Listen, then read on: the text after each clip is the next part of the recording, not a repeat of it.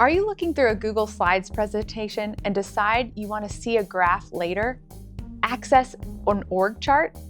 Save an image to use in another slides presentation?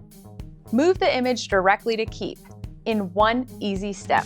I'm Laura Mae Martin, Google's Productivity Advisor, here to show you how to work your space in Google Workspace. Today, we'll show you how to move an image from Google Slides directly to Keep. In the Edit view of Slides, right-click an image and choose Save to Keep. The image will be saved to your Keep notepad and will include a link at the bottom that links directly back to the slide deck so you can remember where it came from. So there you have it. Save a Slides image to Keep in one easy step.